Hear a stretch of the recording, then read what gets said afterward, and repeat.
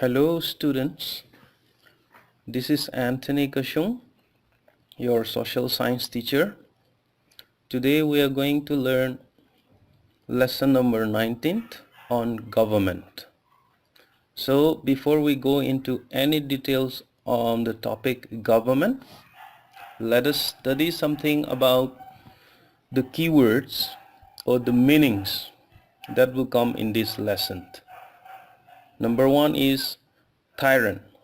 Tyrant means a ruler who rules the country according to his whims, neglecting people's interests. Okay. Secondly, suffrage.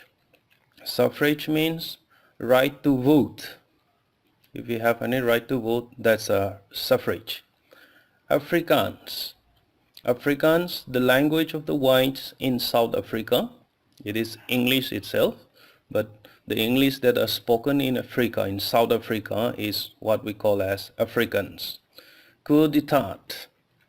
Coup d'etat means sudden capture of political power in a country by a military general. Apartheid. Apartheid means discrimination on the basis of race or racial separation on the basis of skin color. If they discriminate, you're black, you're white, you're yellow. If we discriminate in that way, that's what we call as apartheid. Now let us see what a government is, or what is a government. You see, a government is nothing but it is a system. A government is not a human being, rather it is a system to govern a country for the benefits of the whole society and for the maintenance of peace and discipline. Meaning, okay, so a government is just for the people, to benefits of the whole society and also to maintain peace and discipline. That is why we have a government in India. Okay, so that is government. Secondly, there are some decisions or responsibilities of a government. The government always have a decision as well as they have responsibilities. So let us see some of the responsibilities and decisions of the government. The first one is the government decides where to build roads. You know, all the roads that have been built in our state, Manipur, is a part of a road that has been constructed by the government. And schools, where to build schools, including colleges, or ways to improve electricity. You know, all the electric supply that we receive here in our schools are also, it is planned and it is decided by the government. Okay, so this is the first decision or the responsibility that the government has made. Secondly, the government also take up several programs to help the poor people. We have so many poor people in India, so the governments are looking after them. Thirdly, it also takes importance in running postal. You know what a postal service is, and railway services. It also take importance in coinage or monetary system. The money that we use are made by the government, and also they also manage the defense system in our country. If we have any threat, war or whatever it may be from other country, the government is responsible for that. Number D, it also always protect the boundaries of a country. In India, we have boundaries in the north, in the south, in the west, as well as in the east. These are all protected by the government of India. So it protects boundaries of a country.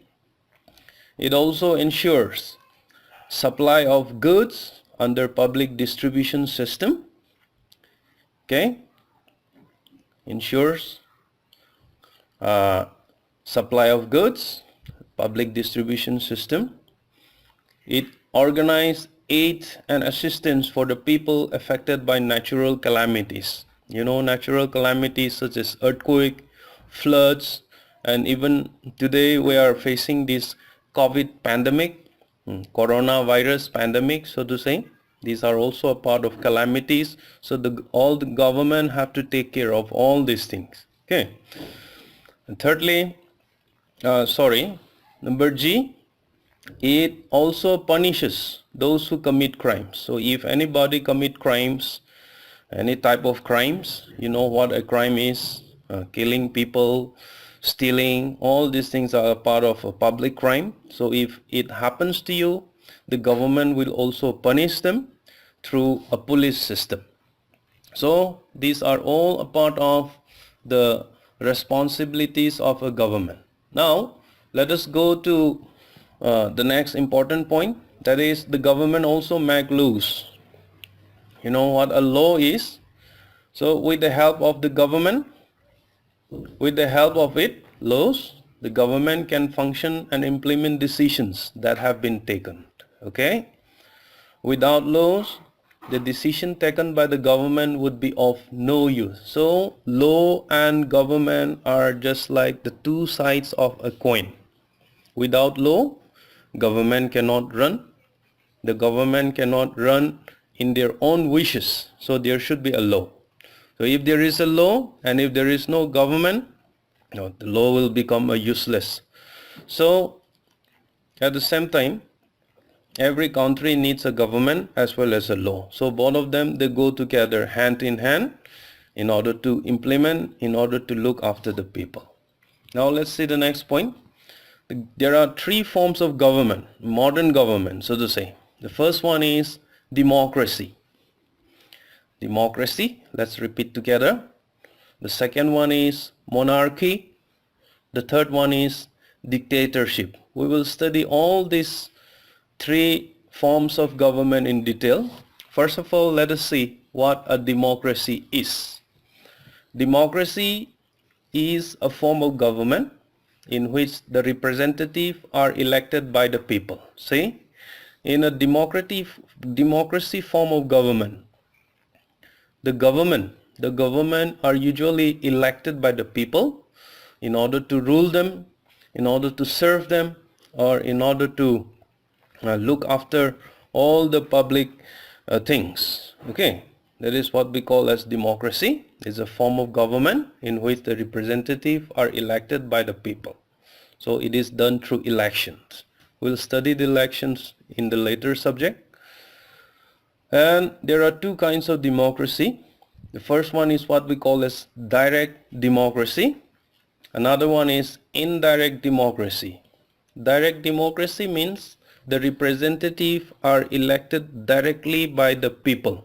Say for example, the Manipur Legislative Assembly election that we usually have after every 5 years is a type of direct democracy.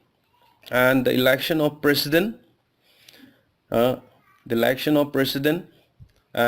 the elections of the members of Rajya Sabha, Rajya Sabha is a part of indirect election. They are elected by the people who have already been elected directly by the people. Okay, do you understand?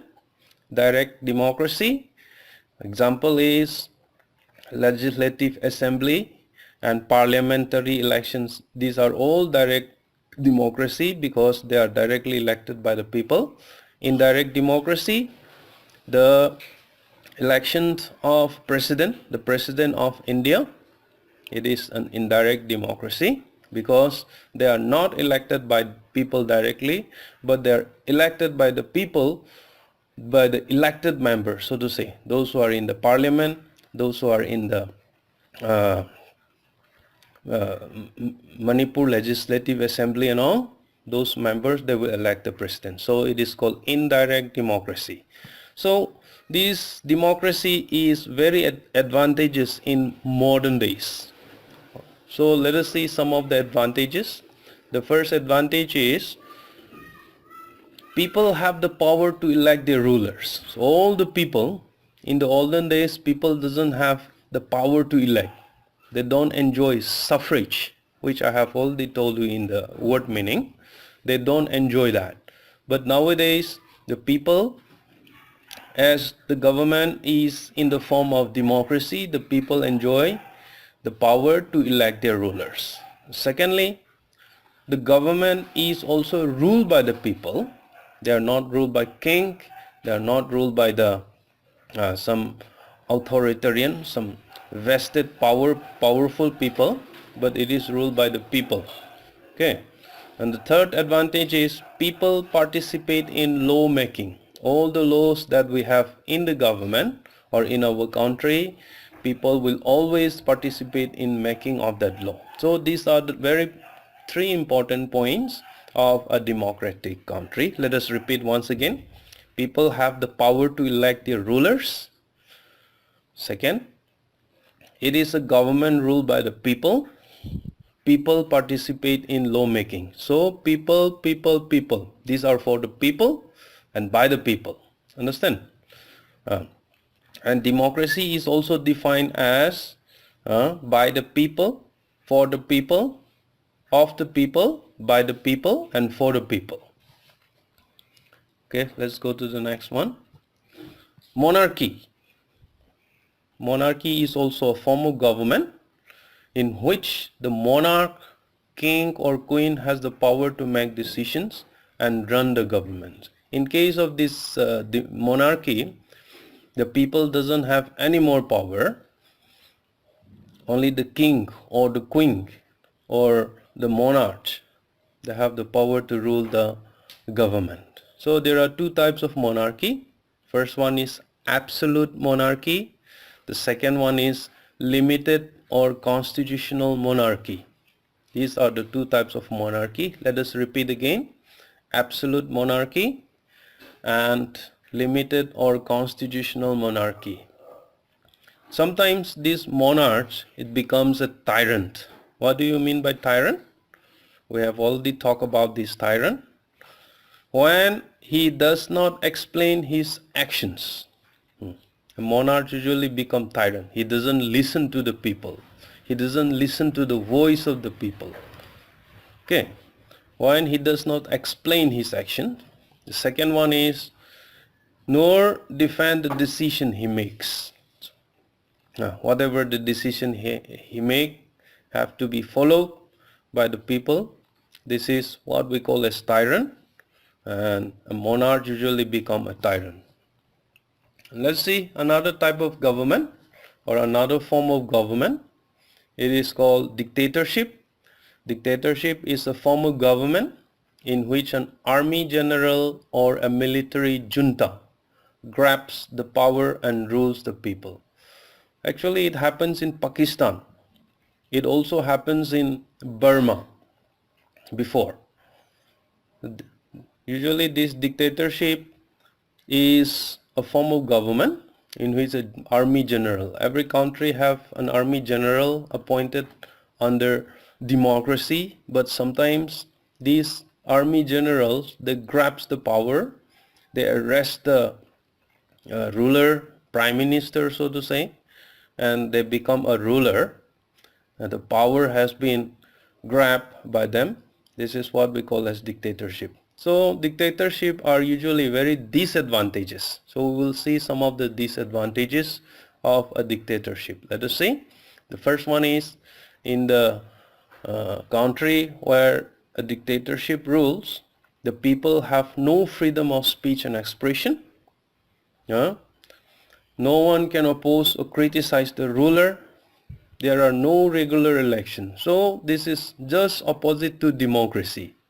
In democracy, we have full power has been vested to the people, whereas in dictatorship, the people have no freedom at all. They don't have freedom of speech and expression. They also cannot oppose. They cannot write in the newspaper, or they cannot criticize the ruler. They cannot oppose the ruler, so to say. And last one is they don't have elections. They will not accept these elections. The military leader or the army general who have already grabbed the power from the people, they will not conduct election. So these are the three disadvantages of dictatorship form of government. So this is the end for today. We are going to study more on this in the next class. So learn all the questions and answers from the study materials which I have sent to you in your WhatsApp, or you can just check on our WhatsApp group, or you can even call to me for this. So thank you all. Good luck. Study hard.